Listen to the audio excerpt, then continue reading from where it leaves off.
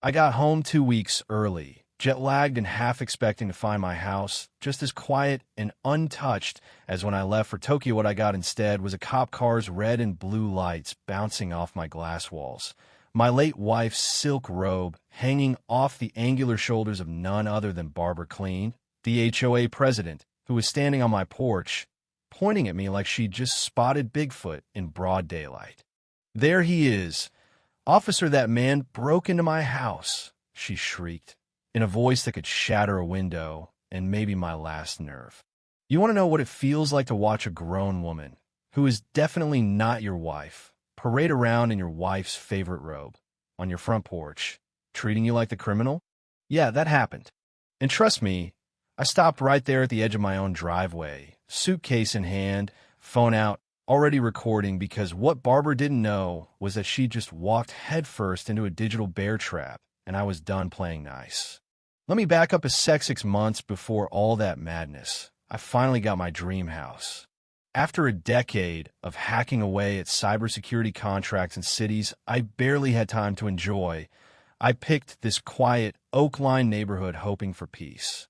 My only mistake was thinking the homeowners association was just paperwork. Barbara was the first to greet me, storming up with a clipboard clutched like a weapon, eyes scanning for flaws, lips curled in a smile that never reached her eyes. She was pushing 60 but had the hair, nails, and a Mercedes detailed like it was 2004 forever.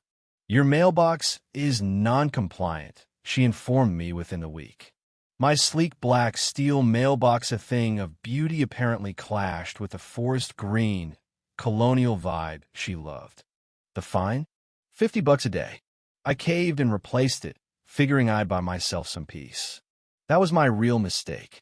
Once she saw I'd fold, Barbara unleashed hell. Garbage bins out too long, a Japanese maple that somehow violated the sacred HOA floral list, even a notice when a package sat on my porch for 3 hours.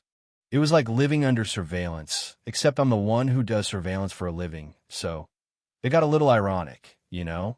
Arthur, my neighbor, retired engineering prof, kind of a dry wit, just shook his head. "She runs this place like a monarchy. Don't let her get to you." Good advice, easier said than done. Fast forward to Mai, get a dream gig in Tokyo.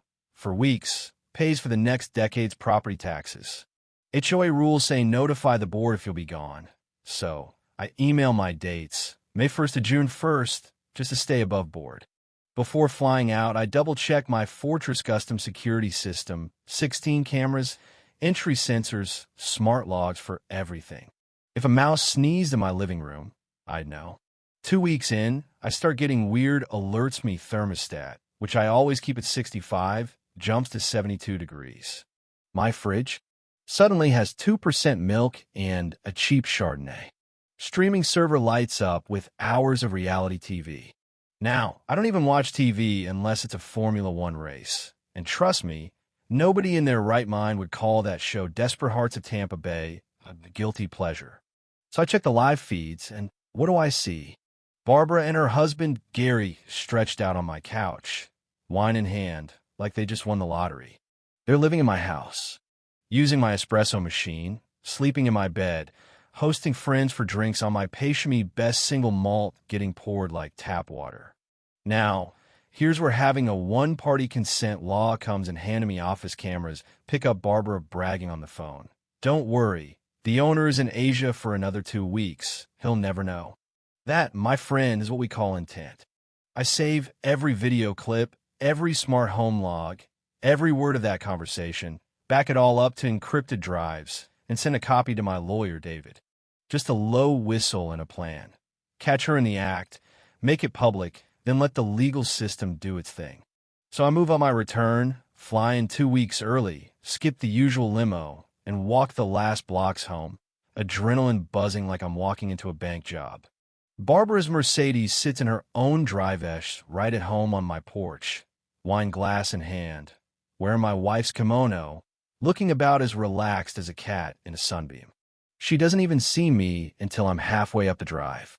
Then, panic, her face flickers, goes from confused to mad to suddenly full of that HOA arrogance.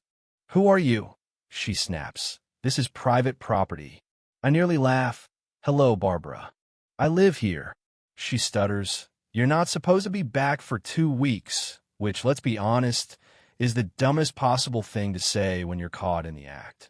She whips out her phone and dials 911, spinning some wild tale about an intruder. Cops show up, fast 2 cruisers, neighbors peeking through curtains, the whole block watching like it's free pay-per-view. Sergeant Miller and Officer Reed step out, hands hovering by their holsters. Sir, hand where I can see them. I put my phone down, keep filming. This is my home. I hand over my ID address matches, license legit. Barbara tries to protest, sputtering about fake IDs. Officers, let me show you something. I walk up, press my thumb to the biometric lock. It chimes, opens. Dead silence, except for Gary, who's gone pale as the moon, whispering, she made me do it, like, buddy, join the club.